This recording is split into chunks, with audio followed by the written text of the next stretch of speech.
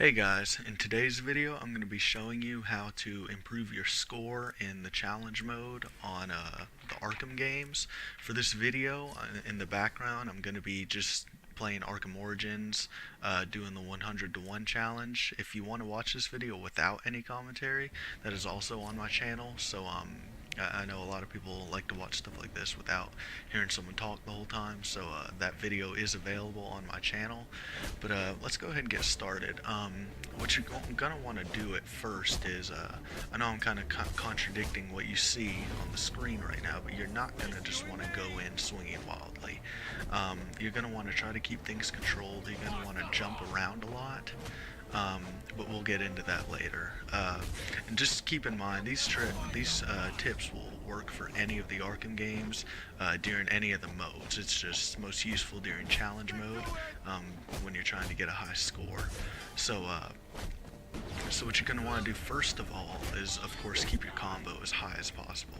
Most anything you do in the game is going to be multiplied by whatever your combo is at the moment you did it. So you know, if you do the arm break finisher on a guy, it'll usually be multiplied by your combo with another number of itself. I don't know exactly what it is. I think it may be 5, but you're gonna want to try and do that. Keep your combo as high as possible, of course. So you can get high points for doing really the same thing you would when you have a low combo, but you get a lot more points for it. A good way to keep your combo high is to jump around a lot. You see me doing that.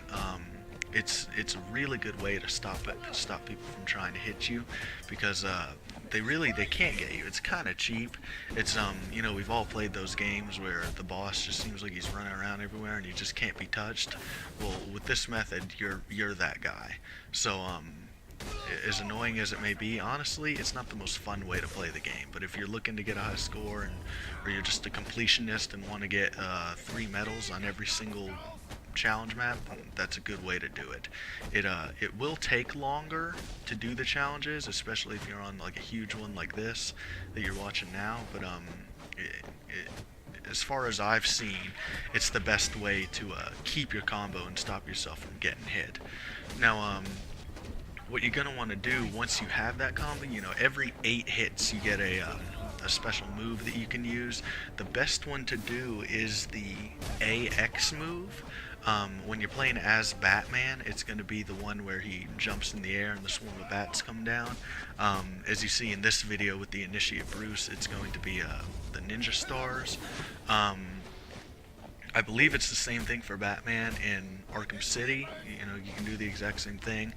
Deadshot is, I haven't played as him very much, but as far as I know, he actually doesn't have a crowd control finisher like that. And as far as Catwoman and Nightwing and Robin and all them go in Arkham City, I don't really know as far as they go either. But that move is extremely useful to use if you are doing a challenge mode, because I don't know the exact numbers. I don't remember it right now, but it's going to be something like it's 25 times your multiplier times the number of people you hit. So you can end up getting huge numbers just for hitting a few people. As you'll see later in this video, I think I get at the point where I have like an 85 times multiplier when I hit a guy with it, when I hit a group with it, and I end up getting several thousand points just for doing that simple move. As you watch right here, see I go, my multiplier was 30, oh I missed. Okay, so maybe next time. But I am recording this audio afterwards, which is why I, you know, messed up right there. But anyways, it's good to understand the character and find out what their move is like. For example, with Batman, you're going to want to try and jump into the center of the group before you do the move, because his AX move is a circle around him, so you're going to want to try to stay in the center of the group. As for Initiate Bruce here, he kind of throws his shurikens out in front of him, so you're going to want to try to jump out to the edge of the groups to maximize your points and hit as many people as possible. See, right there I got about 6,000 points just from one move. So that is really going to help you. Another thing is just always be watching your opponents. I know that sounds very redundant, but just play it safe. Always be jumping around, watching your opponents. Let's watch right here, see how many points I get. Oh, almost 10,000. See, this is awesome right there. But it's always a good idea to watch your opponents and really watch who you're going to be fighting. You know, if you're going to do a challenge where you know a big titan is going to be in it, then just really watch out. And see, I got about 13,000 points right there. But anyways, you know, if you know there's going to be a titan in the match, then prepare for that. You know, prepare for him to be coming. You know, formulate if you want to take him down first as soon as he comes in, or take down all the henchmen, and then try to take him down alone. Just find what works best for you, because some players just do better with different things. But another thing is just be careful of where you're aiming. You know, you've seen me several times stun an armored guy and then try to run up him.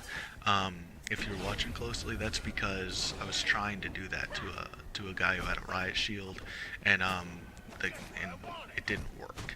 Because something I've noticed about these games is that they're actually really smart. For instance, if you try to do like an arm break or just a finishing combo like that, which is, I believe, the YB one, then usually he will automatically target an armored guy rather than just a simple thug, which means to say, you know, if you're charging if you direct the attack at a huge group of guys, usually he'll skip over unarmored guys to take out the armored ones. So that's a really cool feature that's in the game. But sometimes that override where auto targets armored guys is not beneficial to you, because you may be trying to target a shielded guy with the run-up attack that you saw me just do right there, and it'll auto-target an armored guy, which that attack does not work against them. So just be careful, you know, and it kind of goes vice versa, you know. One of the best ways to handle armored guys if you're going for a high score is beatdowns. It's really easy to get into a habit of just breaking their arm, because it's an easy way to kill him, and that's really good if you're playing the story. But in the case of doing challenges, you don't get that many, relatively speaking, you don't get very many points for it. So usually you'll see me beating down an armored guy, and that's a very dangerous thing to do. So you have to be very careful when you decide to do that, and be very careful of who is around when you start. For example, if a guy with a shield is around, don't even try to beat down anybody, because they have a very annoying attack where they will bash you with their shield, and there's no way to block it or counter it. The only way you can get out of that is by dodging it, and if you're in the middle of a beatdown, you can't really do that. So, you know, if you plan on starting a beatdown, just make sure you're not anywhere near a shielded guy when you try it. Another thing is with the knife that you saw that guy do right there. It's a very easy tactic to ignore, because honestly it doesn't feel like it does much for you. But once you've unlocked the ability to dodge individually knife attacks, use it, because it's an easy way to take out guys. It still gets you a good amount of points, and for that matter, you know, it gets rid of one more guy that you just don't have to worry about.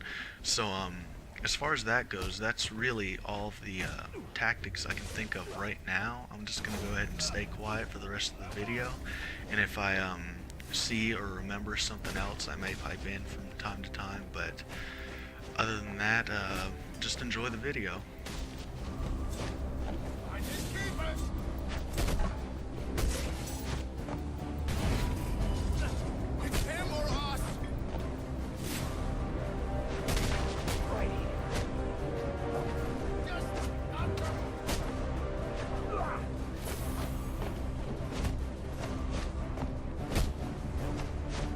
Your best shot.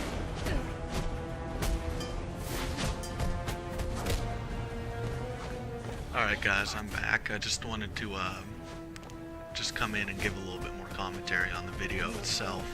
As you'll see right here, I finally just got the 3rd medal for this challenge. So since this wasn't a high score run for me, I was just trying to show how to get 3 stars on it, or 3 medals, whatever you want to call it. This isn't a high score run, so as soon as I hit that 3rd medal, I started breaking arms. I stopped using that crowd control attack because, oh, right there, just let me comment real quick. That's what I was talking about earlier, when, you know, if you're beating down an armored guy, you can't really avoid a shield guy from bashing you in the back of the head. But anyways, like I was saying, as soon as I hit that 200,000, which got me the 3 stars, I started breaking arms. Simply because it's more fun to me. It's once you've hit that 3 stars, it doesn't really matter anymore what your score is, unless you're going for a high score and just want to show off. So breaking arms is a better tactic, especially in story mode for me, when it comes to taking out guys. But if you're going for a high score, definitely use the crowd control. But other than that, I don't really see any point in using the crowd control, honestly, because I've never found it to be very effective at doing anything except getting me points. Maybe there is like some when it comes down to doing the really advanced modes where you know, you're playing on super difficulty, you don't have any markers above the enemy's heads when they come in and try to attack you, which I just play on normal difficulty, so I wouldn't know anything about that. Maybe that crowd control does come into play and is effective in that, but for the average player, that crowd control I can't imagine being very effective. So it's not something I would suggest using if you're just playing the game for fun and just trying to get some medals. If you really want to get serious about, you know, getting a high score and getting this challenge right here, like up in the millions, which I've seen done, I mean, I would recommend finding somebody else who can talk a little bit more about it. But as far as that goes, that's really all I have to say.